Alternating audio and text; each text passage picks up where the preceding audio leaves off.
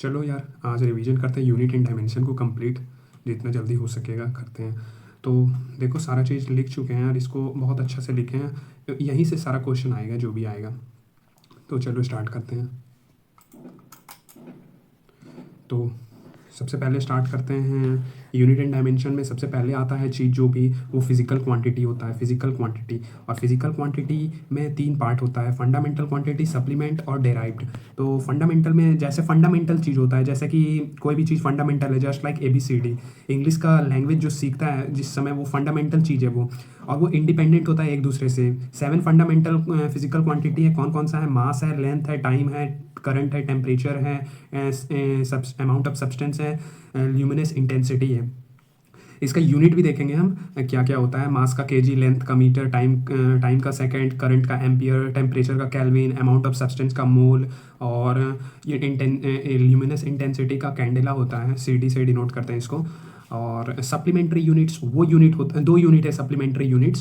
Supplementary units जो होता है वो प्लेन एंगल होता है, जो कि 2D में लगता है, और 3D में सॉलिड एंगल लगता है। और ये बहुत इंपॉर्टेंट पॉइंट है, यहाँ याद रखना है कि both of thems are dimensionless but have a unit. ये दोनों तो डायमेंशनलेस है बट इसके पास यूनिट है, रेडियन और स्टेरेडियंस। इसका रेडियन होता है, इसका प्लेन एंगल का, और इसका स्टेरेडियंस होता है। अब बात करते हैं डेराइव्ड क्वांटिटी। डेराइव्ड क्वांटिटी वो क्वांटिटी होता है जो कि फंडामेंटल क्वांटिटी से डेराइव्ड होके आता है। फंडामेंटल क्वांटिटी से ही मिलके बनता है ये derived quantity. Physical quantity derive from fundamental quantity. Derive quantity depends करता है फंडामेंटल क्वांटिटी पे, जैसे कि velocity, intensity, density, acceleration, force, momentum etcetera. ये सब आता है डेराइव्ड क्वांटिटी में।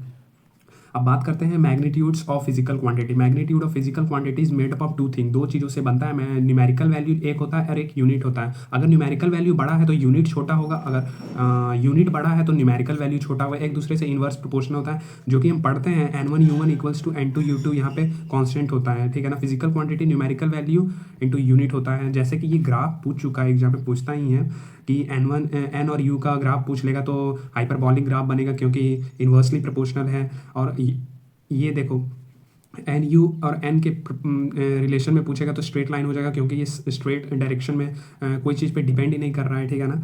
अब देखो, जैसे कि हम बात करते हैं ये 1 किलोमीटर में कितना मीटर होता है? 1000 मीटर। 1 kg में 1000 ग्राम। 1 डे में 86,400 सेकेंड्स होता है। 1 मीटर क्यूब में 1000 लीटर होता है। ये सब तो कॉमन चीज़ है, ये सबको पता होता है, लेकिन रिवाइज कर लेना यार इसको।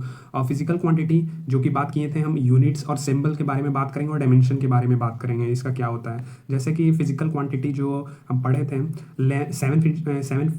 7 फंडामेंटल क्वांटिटी जो पढ़े थे वो फिजिकल क्वांटिटी है। लेंथ है, मास है, टाइम है, करंट है, टेम्परेचर है, amount of substance, luminous intensity है, जिसका SI units meters, kilometer, kilograms, seconds, ampere, kelvin, mole और कैंडेला, ठीक है ना। इसका सिंबल याद रखना। इसका जो डायमेंशन है, डायमेंशन क्या होता है? जो भी पावर में होता है।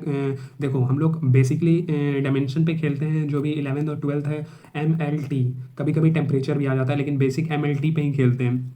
तो इसका डायमेंशन लेंथ होता है, इसका L होता है, मास का कैपिटल M होता है, टाइम का कैपिटल T होता है, करंट का एम्पियर होता है, टेम्परेचर का केल्विन होता है, अमाउंट ऑफ सब्सटेंस का मोल होता है, इसका कैंडेला होता है।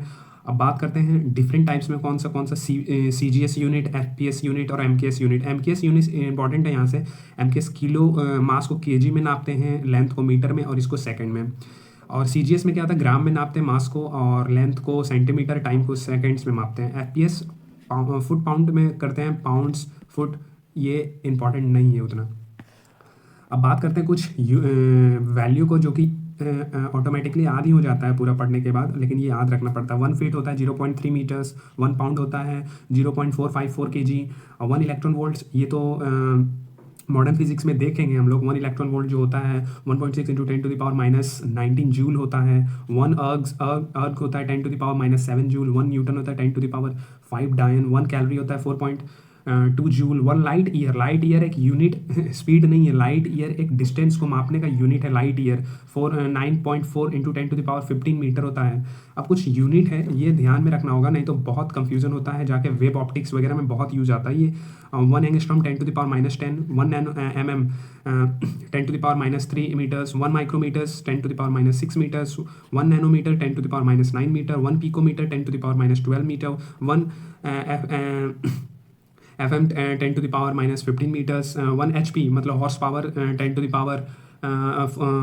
746 वॉट होता है। ये इंपॉर्टेंट है, ये वर्क पावर एनर्जी में यूज होता है। 1 डे ये तो कैलकुलेट कर लोगे, कैसे कैलकुलेट, ये इंपॉर्टेंट नहीं है, याद मत रखना। 1 आवर में 3600 सेकेंड्स, 1 किलोवाट्स 3 पॉइंट, ये इंपॉर्टेंट है। 1 किलोवाट्स में 36.6 जूल होता है।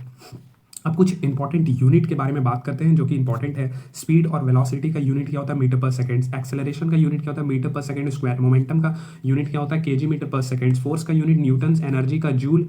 एनर्जी का एसआई यूनिट्स का बात कर रहे हैं हम लोग, एसआई यूनिट जो भी है, एसआई यूनिट्स, ठीक है ना। वर्क का होता है न्यूटन मीटर या फिर जूल भी बोल सकते हैं। पावर के लिए क्या लिखोगे? पावर के लिए जूल पर सेकंड। वॉट भी लिख सकते हैं। प्रेशर के लिए न्यूटन मीटर स्क्वायर पास्कल होता है। टॉर्क के लिए न्यूटन मीटर होता है। स्प्रिंग फोर्स न्यूटन मीटर होता है। फ्रीक्वेंसी हर्ट्ज होता है या फिर 1 अपॉन टाइम पीरियड होता है, 1 अपॉन सेकेंड्स, ठीक है ना। Intensity watt per meter. Intensity होता है क्या? इंटेंसिटी होता है energy per unit time per unit area, तो इंटेंसिटी को याद रख लेना, इंपॉर्टेंट है। चार्ज के लिए coulomb, resistance ohm, capacitance farad, inductance henry, electric fields newton per coulombs. और इसको पढ़ेंगे पोटेंशियल चैप्टर में, जो कि चैप्टर नंबर 2 है क्लास 12 का। वोल्ट पर मीटर भी होता है। और इलेक्ट्रिक फील्ड्स टेस्ला जो एक कंपनी का भी नाम है टेस्ला। अब कुछ इंपॉर्टेंट डायमेंशन के बारे में बात करते हैं जो कि यूज़ होगा हमारा डायमेंशन को बनाने में। तो एरिया के लिए L² होगा, वॉल्यूम के लिए L³ होगा, स्पीड और वेलोसिटी के लिए सेम ही होगा LT-1, एक्सेलरेशन के लिए LT-2 होगा, मोमेंटम के लिए LT-1 होगा, डेंसिटी MLT, मोमेंटम के लिए हम गलत बोलते हैं, मोमेंटम के लिए MLT-1 होगा, और डेंसिटी के लिए ML-3 होगा, फोर्स के लिए MLT-2 होगा। ये इंपॉर्टेंट है, फोर्स का याद ही होना चाहिए, इसका याद ही होना चाहिए। प्रेशर और स्ट्रेस दोनों का सेम ही होता है, ML-1 T-2 होता है। एनर्जी और वर्क सेम ही चीज़ है, ML2 T-2 होता है। पावर के लिए ML2-3 होता है, ठीक है ना। पावर इंपॉर्टेंट है। फ्रीक्वेंसी 1 T इनवर्स होता है, T⁻⁻1। टॉर्क और इसका एनर्जी का सेम ही होता है, MLT-2। ग्रेविटेशनल कांस्टेंट, ये भी इंपॉर्टेंट है यार, एग्जाम में आता है, M-1 L3 T-2। Angular momentum और प्लैंक कांस्टेंट का सेम होता है, ML2 T-1।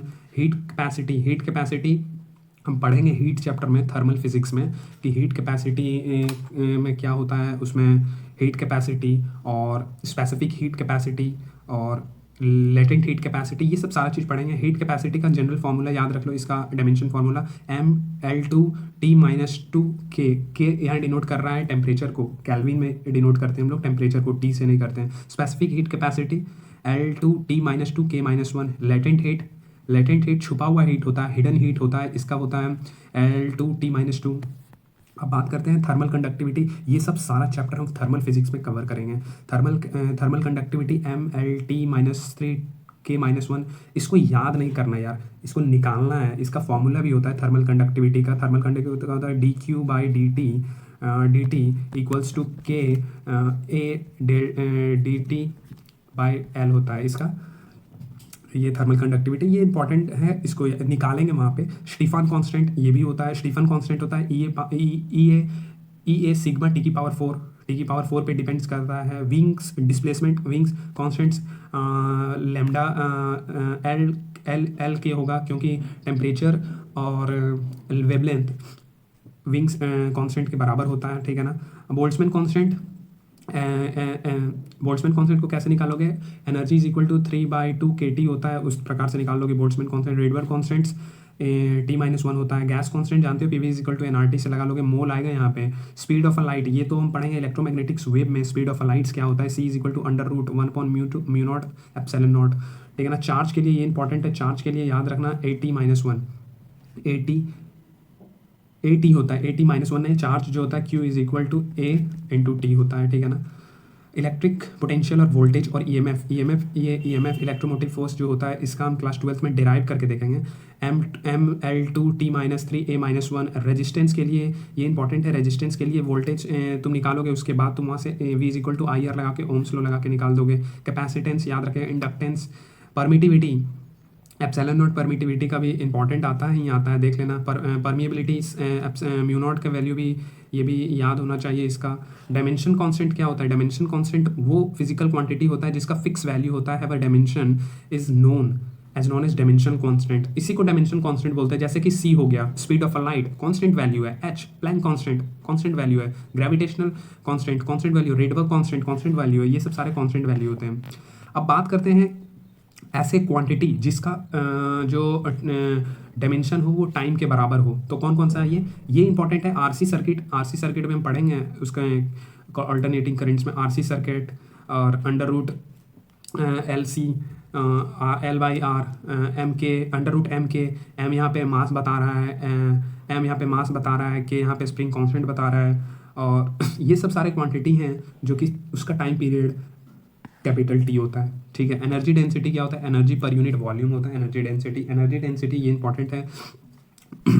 ये स्ट्रेस का एनर्जी डेंसिटी के बराबर होता है, स्ट्रेस इनटू स्ट्रेन का भी, यंग्स मॉड्यूलस का भी, प्रेशर का भी। और ये एनर्जी डेंसिटी हम लोग पढ़ते हैं इलेक्ट्रोमैग्नेटिक B²/2 म्यू नॉट और हाफ एप्सिलॉन नॉट E², ये भी पढ़ते हैं इलेक्ट्रोमैग्नेटिक वेव में एनर्जी डेंसिटी होता है ये, ठीक है ना। अब एनर्जी का बात करते हैं। एनर्जी में होता है वर्क, टॉर्क, पोटेंशियल, और जो भी वो heat joule law of heating से निकालते हैं हम लोग, VIT I²RT V²/RT NRT, ये तुम NRT PV। इंडक्टेंस, इंडक्टर जो होता है ना वो अपने अंदर एनर्जी स्टोर करता है ½ Li²। कैपेसिटर जो अपने अंदर एनर्जी स्टोर करता है ½ CV²। ये सब सारे चीज़ इंपॉर्टेंट है, सबको याद रहता है, बट एक बार रिवीजन करना बहुत जरूरी होता है। अब बात करते हैं डायमेंशन लेस कौन सा होता है। डायमेंशन लेस ये इंपॉर्टेंट है, यहाँ से कई बार क्वेश्चन आ जाता है। डायमेंशन लेस कौन सा क्वांटिटी है? इसमें से 5-6 दे रखा होगा, उसमें से बोलेगा डायमेंशन लेस कौन सा है। तो इसमें डायमेंशन लेस प्लेन एंगल है, स्ट्रेन है, रिलेटिव डेंसिटी है, क्यू फैक्टर, क्वालिटी फैक्टर जो हम पढ़ते हैं ऑल्टरनेटिंग करेंट्स में, ठीक है ना। Logarithmic function, trigonometric function, exponential function, Poisson ratio, relative permittivity और dielectric constants, magnification and magnifying power, displacement gradient displacement gradient, और बात करें efficiency, relative permeability, refractive index, solid angle, ये सब सारे क्वांटिटी जो होते हैं वो डायमेंशन लेस होते हैं, ठीक है। अब बात करते हैं एप्लीकेशन ऑफ डायमेंशनल एनालिसिस। भाई साहब ये तो इंपॉर्टेंट है। क्या क्या होता है इसमें एनालिसिस, क्या क्या करते हैं? टू चेक करते हैं dimensional correctness of equation, correct है कि नहीं है। तो S का डायमेंशन पुट करेंगे, UT का डायमेंशन पुट करेंगे और AT² का डायमेंशन पुट करेंगे और देखेंगे मैच करके कि मिल रहा है कि नहीं मिल रहा है। तो मिल जाता है, लेकिन मिल तो जा रहा है, इसका मतलब ये नहीं है कि फॉर्मूला सही है, क्योंकि उसमें कांस्टेंट भी तो होता है ना। कांस्टेंट के बारे में तो बताता ही नहीं है डायमेंशन ये एनालिसिस। तो यही चीज़ है, यहाँ पे डिमेरिट है इसका। V² = U² + 2S, equation of motion से यहाँ भी तुम पता लगा सकते हो कि क्या होता है। तो यहाँ पे एक चीज़ इंपॉर्टेंट दे रखे हैं, देखो, uh dimensionally correct equation may not be numerically correct, but numerically correct equations always dimensionally correct.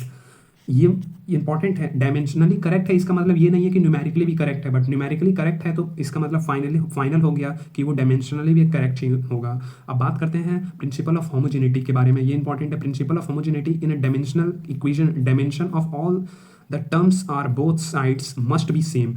जैसे कि सेम होगा LHS साइड और RHS साइड, तो यही बताता है principle of homogeneities. LHS side और RHS साइड्स को कंपेयर करो, देखो दोनों सेम है, तो ये अगर फॉलो कर रहा है तो ये होमोजेनिटी प्रिंसिपल को फॉलो कर रहा है, नहीं हो रहा है तो नहीं होगा।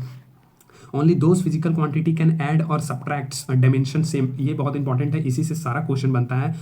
हम वही दो क्वांटिटी को ऐड या सब्ट्रैक्ट कर सकते हैं जिसका डायमेंशन सेम है। जैसे 2 kg आलू में 2 kg आलू भी हम ऐड कर सकते हैं, नहीं कि 2 kg आलू में 2 kg प्याज हम ऐड कर दिए। तो ये चीज़ याद रखना इंपॉर्टेंट है, ये क्वेश्चन आता है, इसी से सारा क्वेश्चन बनता है आगे जो करेंगे। सेम क्वांटिटी को ऐड या सब्ट्रैक्ट कर सकते हैं, और different quantities with different dimensions can be multiply और डिवाइड्स। और दो क्वांटिटी जिसका डायमेंशन डिफरेंट है तो उसको मल्टीप्लाई भी कर सकते हैं, डिवाइड भी कर सकते हैं। जैसे कि फोर्स पर यूनिट एरिया तो प्रेशर होता है, लेकिन ये दूसरा डिमेंशन है, दूसरा क्वांटिटी है और दूसरा है, तो भी हम उसको डिवाइड कर रहे हैं।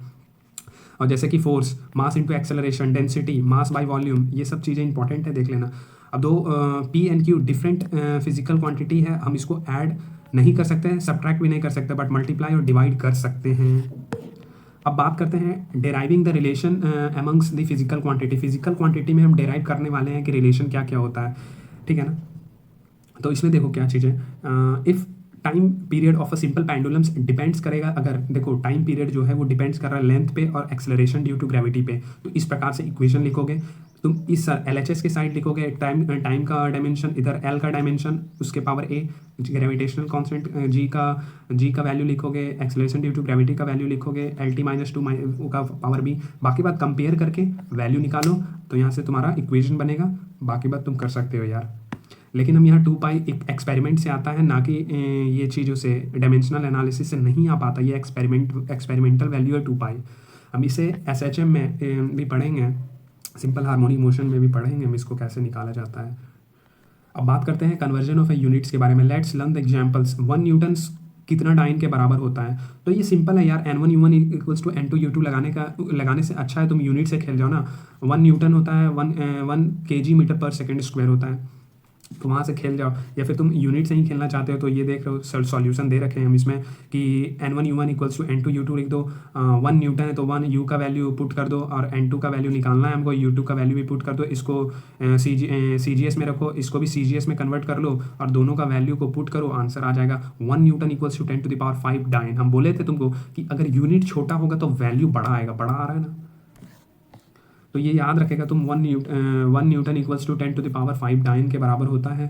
अब बता दो हमको 1 जूल जो होगा वो कितने अर्ग्स के बराबर होगा, ये होमवर्क है तुम्हारा, ठीक है। अब बात करते हैं लिमिटेशन ऑफ डायमेंशनल एनालिसिस। क्या क्या लिमिटेशन है इसका डायमेंशनल एनालिसिस का, ये भी इंपॉर्टेंट है, असर्शन रीजन में क्वेश्चन बन जाता है ये, और स्टेटमेंट बेस्ड में क्या क्या डायमेंशन का एनालिसिस का लिमिटेशन है। It can only use dependency of multiple types, multiplication type में ही यूज़ आता है। It work upon the 3 physical quantity only, ये थ्री फिजिकल जैसे कि मास, टाइम और लेंथ पे ही डिपेंड्स करना चाहिए, या ये तीनों कोई भी चीज़ में 3 चीज़ पे डिपेंड्स करना चाहिए, 4 चीज़ पे वैलिड नहीं होता है।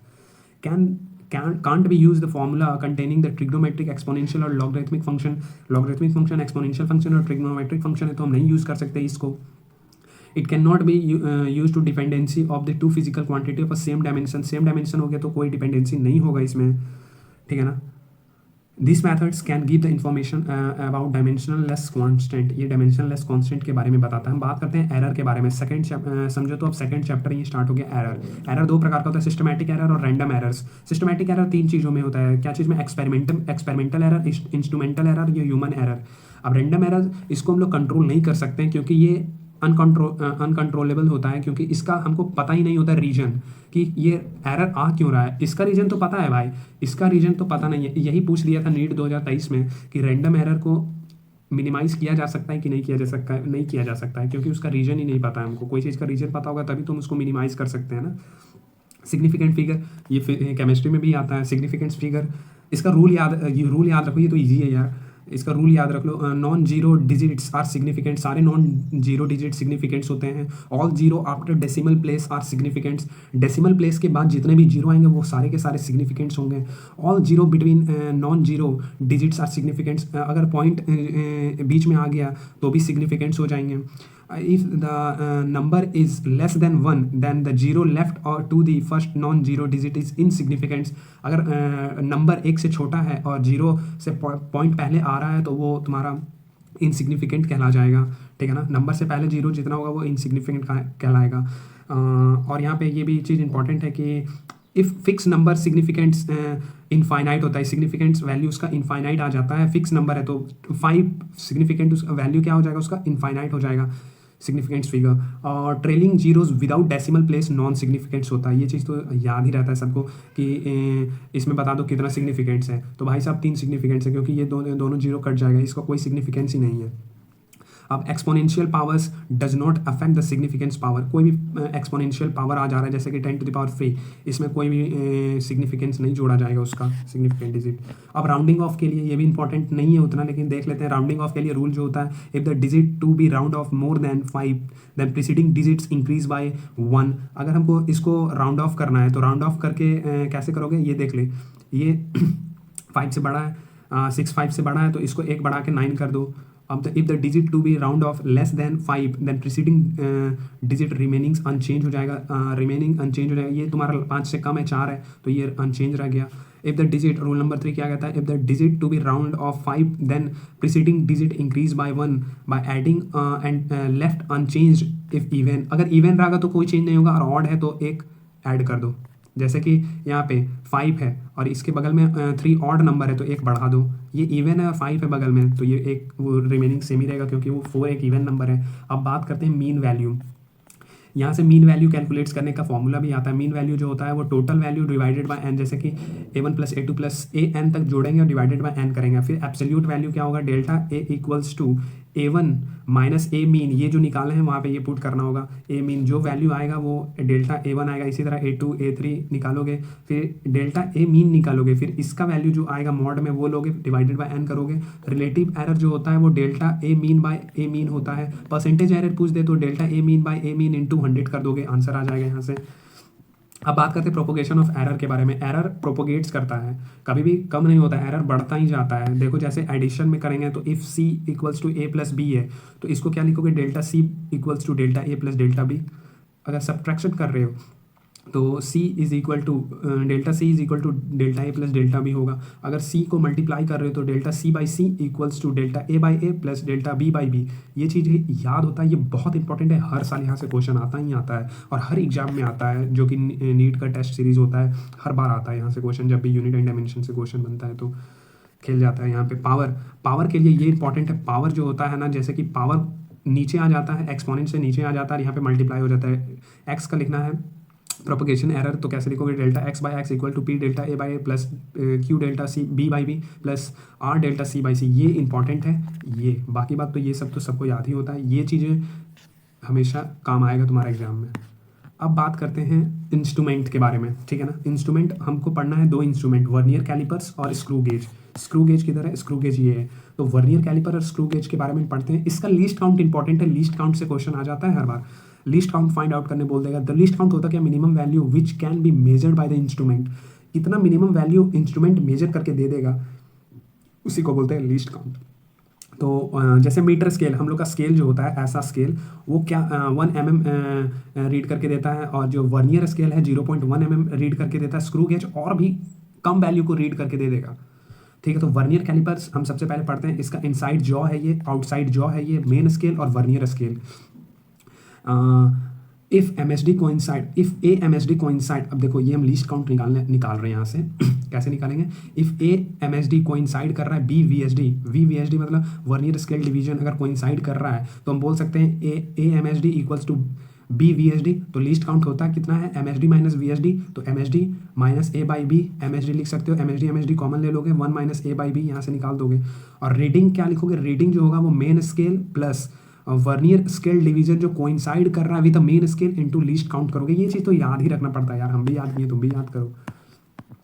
अब बात करते हैं फाइनल रीडिंग जो देंगे, तो रीडिंग जो आएगा वहाँ से ये रीडिंग जो ये नोट किया वो -0 एरर करना पड़ेगा। अगर 0 पॉजिटिव है तो भी, और नेगेटिव है विद साइन को पुट करना है, ठीक है ना। पुट 0 एरर विद साइन, ये इंपॉर्टेंट है, साइन के साथ 0 एरर को पुट करना है। तो पॉजिटिव 0 एरर क्या होता है, अगर तुम्हारा 0 से इधर है तो पॉजिटिव 0 एरर होगा। क्या चीज़, वर्नियर स्केल 0 से इधर हो जाएगा तो पॉजिटिव हो जाएगा, और वर्नियर स्केल 0 से भी इधर है अगर तो ये नेगेटिव 0 एरर का कंडीशन आ जाएगा। 0 एरर कोइंसाइड करेगा 0 ऑफ द मेन स्केल से। अब बात करते हैं स्क्रू गेज के बारे में। स्क्रू गेज जो होता है इसमें डायमीटर वगैरह नापने का काम आता है स्फेरिकल चीज़ों का, जैसे कि शेप ऑफ द ऑब्जेक्ट यहाँ पे फिट करेंगे। ये तुम्हारा मेन स्केल है, ये तुम्हारा सर्कुलर स्केल है, और ये तुम्हारा थिम्बल है जो कि घूमता है एक दूसरे पे। अब ये तुम्हारा distance on a 1 main scale, rotation जिसको बोलते हैं उसको पिच बोलते हैं। वहाँ पे पिच होता है, यहाँ पे पिच होता है। तो पिच क्या होता है, डिस्टेंस जो अब एक बार रोटेशन किए, एक बार इसे घुमाएं ऐसे करके तो कितना डिस्टेंस आगे शिफ्ट हो गया उसी को पिच बोलते हैं, ठीक है ना। लिस्ट काउंट क्या होता है, लिस्ट काउंट के लिए फॉर्मूला इंपॉर्टेंट है, pitch by number of circular scale division. Pitch को नंबर ऑफ सर्कुलर डिवीजन से डिवाइड कर दो, पिच आ जाएगा। रीडिंग क्या लिखोगे तुम, रीडिंग के लिए MSR main scale reading plus CSR circular scale reading into least count, ये भी इंपॉर्टेंट है। और फाइनल रीडिंग को 0 एरर के विद साइन को पुट करके आंसर तुम ला सकते हो। फाइनल रीडिंग 0 अगर एरर दे रखा है तो नहीं दे रखा है तो डायरेक्टली यही आंसर आ जाएगा, समझ गया ना। और यहाँ पे नेगेटिव 0 एरर देख लेना, तुम्हारा मेन स्केल से ऊपर होगा 0 द सर्कुलर डिवीजन का, और पॉजिटिव 0 एरर नीचे होगा, ठीक है। ठीक है यार, तो यही था पूरा चैप्टर, रिवीजन कर लिए हम इसमें पूरा जो भी था। तो चलो देख लेना एक बार ये पूरा। और ये इंपॉर्टेंट है, यहाँ यहाँ से ये क्या क्या important, fundamental quantity, special dimension, unit conversion और डायमेंशनल क्वांटिटी, ये इंपॉर्टेंट है, देख लेना तुम जो भी है। और डायमेंशनलेस क्वांटिटी और लिमिटेशन ऑफ डायमेंशनल एनालिसिस, ये भी इंपॉर्टेंट है, हर साल आता है यहाँ से क्वेश्चन, ठीक है ना, इसीलिए पीपीटी में यूज़ किए हम इसको। अब ये चीज़ इंपॉर्टेंट है, जैसे वेलोसिटी का, एक्सेलरेशन का, फोर्स का और एनर्जी का, ये चीज़ों का डायमेंशन तुमको याद होना चाहिए हमेशा के लिए, तभी जाके तुम दूसरा चीज़ों को तुम डिराइव कर सकते हो, नहीं तो नहीं कर पाओगे। ठीक है, चलो रख।